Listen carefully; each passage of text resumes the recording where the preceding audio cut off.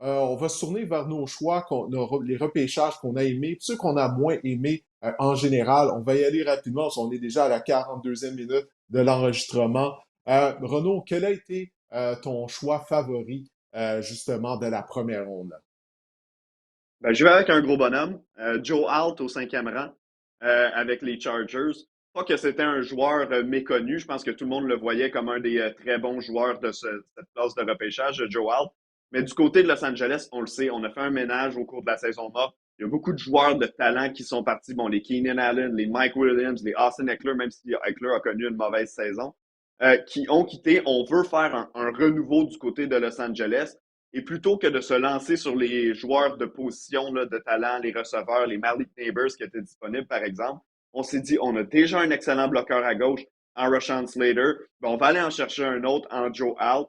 Bon, visiblement, quelqu'un va devoir jouer à droite dans toute cette histoire-là, mais quand même, on le sait, on veut limiter le nombre de coups donnés sur Justin Herbert, qui, au cours des dernières années, a non seulement été frappé plus souvent qu'à son tour, mais a joué blessé souvent aussi. Je me rappelle d'avoir il y a 2 ans. Il a passé une saison complète avec quoi? Une côte qui était endolorie. Donc, c'est pas Ouais. l'idéal pour cette équipe-là. On veut commencer du bon moment, puis surtout, on le sait que les joueurs, les receveurs de nos jours gagnent de gros, gros, gros sous lorsqu'ils deviennent des vedettes. Est-ce qu'on se dit, est-ce qu'on va gagner dans les 4 prochaines années du côté des Chargers? On ne sait pas si on va être prêt à aspirer au championnat d'ici là. Donc, pourquoi aller chercher un Neighbors et au moment où on va vouloir que la fleur ouvre, devoir le payer 30 millions de dollars par année si ce n'est pas rendu plus d'ici là. Donc, moi, j'ai aimé la sélection d'un Joe Hart. On solidifie la ligne à l'attaque du côté de Los Angeles.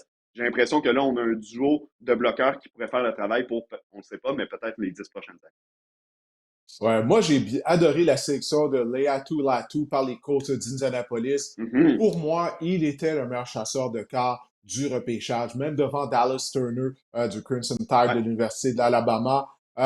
Latu, bon, toutefois, il a été opéré au cou, hein, il y a quelques années lorsqu'il portait les couleurs de l'Université de Washington. Mais il a été très productif avec les Bruins de UCLA. Ce que j'aime, c'est la façon dont il utilise ses mains. C'est déjà un technicien. Tu vois pas généralement un aussi jeune joueur qui arrive à sa première année dans la NFL posséder des aussi bonnes techniques pour presser les carrières adverses. Alors là, tout, j'aime cette section-là par les Colts d'Indianapolis. Les Colts ont participé aux éliminatoires l'année dernière. Le fait qu'il y a tellement de 6 des 12 premières sélections étaient des carrières.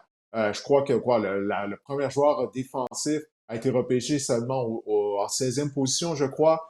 Ça fait qu'il y a des bons joueurs en défense qui ont chuté au repêchage. Puis finalement, ben, se sont retrouvés avec des équipes qui sont déjà de qualité, qui ont participé aux éliminatoires la saison dernière, comme les Colts d'Indianapolis. Alors là, tout, ben, il va juste justement aider à améliorer les Colts selon moi.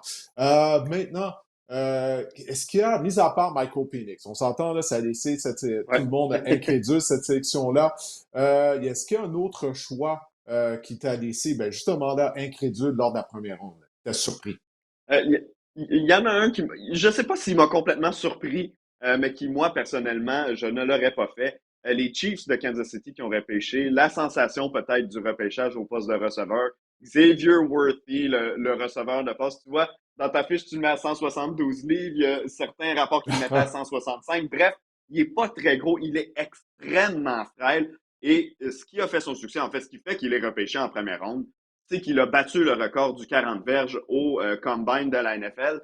Et c'est pourquoi je l'ai proclamé moi-même, grand gagnant de la période des culottes courtes, j'en parlais tantôt, mais le grand gagnant là, de la saison où il n'y a pas de football et où on fait du recrutement seulement sur les qualités des joueurs.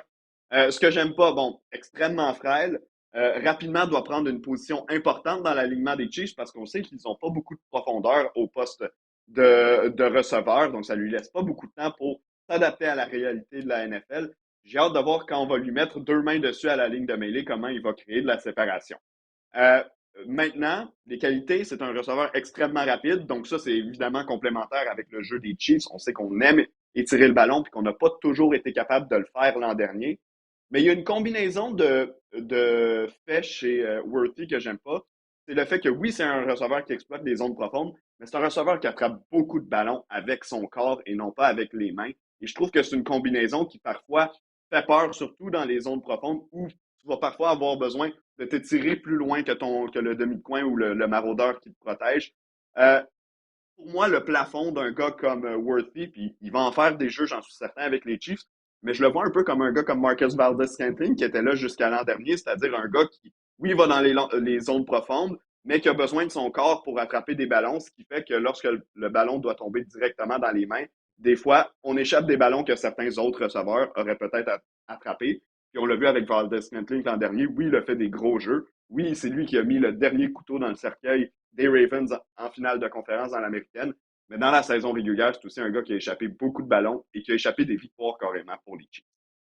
On va devoir voir de quelle façon qu'on va déployer Worthy. Tu as parlé de son petit Mhm. gabarit. J'ai l'impression qu'il va être en mouvement à la levée du ballon, justement. Ça va faire en sorte que les demi-défensifs ne pourront pas mettre les mains sur lui. De toute Ouais. façon, on utilise ce genre de stratégie-là déjà à outrance du côté de l'attaque de Andy Reid. Puis on va devoir voir qu'est-ce qui va arriver avec Richie Rice, qui a des problèmes Ouais. à l'extérieur du terrain. Il a été arrêté durant la saison morte. Alors, ça va être des dossiers à suivre du côté de Kansas City. La sélection, moi, qui m'a laissé incrédule en première ronde, je ne vais pas trop m'étendre là-dessus, j'en ai parlé tout à l'heure. Rome Odunze, que j'adore, Mhm. mais le fait que les Bears avaient d'autres besoins, puis ils auraient pu repêcher justement un Byron Murphy, un Dallas Turner ou un Laiatu Latu, puis là, qu'on était chercher un autre receveur, comme je l'ai dit plus tôt, on mise déjà sur DJ Moore, Keenan Allen. Ça fait beaucoup d'argent d'investir à la position de receveur de passe. Je comprends qu'on veut donner, on veut bien entourer notre investissement à Caleb Williams, mais je suis pas certain qu'on va pouvoir rendre heureux ces trois receveurs de passe. Puis comme tu sais, les receveurs de passe, tu dois t'assurer qu'ils sont heureux parce que sinon, ça vient Ouais. chialer sur les lignes de côté. Ça va dans le bureau des entraîneurs durant la semaine de préparation. Ça demande constamment aux carrières de nous lancer plus souvent le ballon. Ça, c'est le genre de choses qui peut déranger mentalement un aussi jeune carrière que Caleb Williams. Donc, moi, je gardais un œil attentif là-dessus tout au long de la saison, de voir si on sera en mesure de garder tout le monde heureux du côté des Bears. Maintenant, rapidement, très rapidement, Renaud, dis-moi, quel est le repêchage d'une équipe, le repêchage en général d'une équipe que tu as aimé? J'ai aimé le travail des Steelers. En fait, j'ai aimé le travail des Steelers dans la saison morte au grand complet. Là. Si on inclut le travail chez les joueurs autonomes, on a renforcé la défense rapidement là, chez les joueurs autonomes en signant Patrick Queen, en faisant une transaction pour Dane Jackson, le demi-coin également. Et là, on arrive au repêchage. Troy Fontenot, Zach Frazier, ce sont des gros bonhommes qui vont avoir beaucoup de poids sur la ligne à l'attaque. On le sait, les Steelers, c'est une attaque qui va être autour de ça, le jeu au sol. On va vouloir courir le ballon avec Harris, peut-être même avec Justin Fields dans le champ arrière. Hein, on ne sait pas qui va être le partant en début de saison ou jusqu'à quel point est-ce qu'on va vouloir se servir de Russell Wilson. Mais bref, c'est une équipe qui est construite pour jouer au sol et qui, en plus, l'attaque va être dirigée par Arthur Smith, qui est un gourou de l'attaque, mais surtout de l'attaque au sol. On se souvient de ses belles années avec Derrick Henry du côté des Titans du Tennessee. Donc, moi, j'ai aimé le travail qu'ils ont fait, surtout qu'au cours des dernières années, je trouve qu'il y avait eu un peu de négligence à ce niveau-là du côté des Steelers. À chaque année, on revenait avec des problèmes de ligne à l'attaque. Et à chaque année, on se disait la même chose. Bon, ils sont pas capables d'étirer le ballon parce qu'ils n'avaient pas de corps arrière. Et ça remonte même aux dernières années à Ben Roethlisberger. Mais la défense fait toujours du travail et on a de bons porteurs de ballon. Alors, pourquoi ne pas miser sur nos forces du côté des Steelers? Je pense que c'est ce qu'on a fait au cours de ce repêchage-là. On a même été chercher un receveur, Roman Wilson, bon, en troisième ronde. On verra, c'est un projet selon moi, mais quand même dans un repêchage où il y avait énormément de profondeur au poste de receveur. On s'est dit pourquoi pas aller régler les problèmes sur la ligne à l'attaque. Ensuite, il va y en avoir des receveurs, on va en prendre un. Robin Wilson, ancien de Michigan, c'est pas un receveur qui a un physique imposant, mais peut jouer à la position de demi inséré. Il est habitué de bloquer, parce que, comme tu le sais, les Wolverines misaient sur une excellente attaque au sol. On était robuste en attaque. Donc ça, c'est un aspect qu'il Ouais. faut pas oublier. Wilson est capable de faire ça.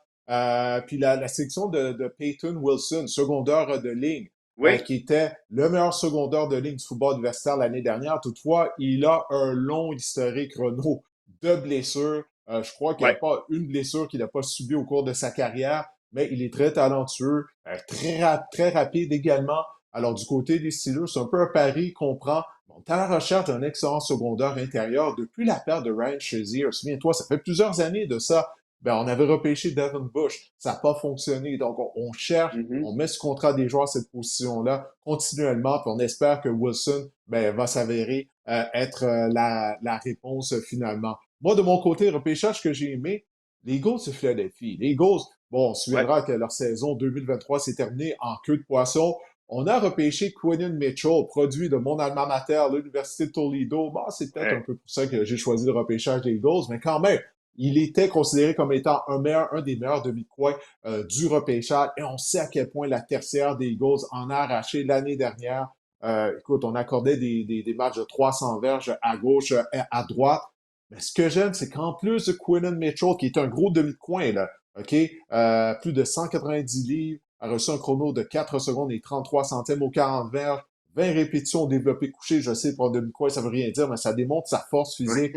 Il est robuste, Ouais. très rapide. En plus de ça, en deuxième ronde, tu vois qu'on était chercher Cooper DeJean, un autre demi-coin, un produit de l'Université Iowa. C'est un autre demi-coin qui est un gros bonhomme. Il pèse plus de 200 livres. Alors, ce serait intéressant de voir est-ce qu'on va l'utiliser à la position de demi-coin ou à celle de maraudeur. Mais une chose est certaine, c'est qu'il amène de la polyvalence au niveau de la tertiaire des Eagles de Philadelphie.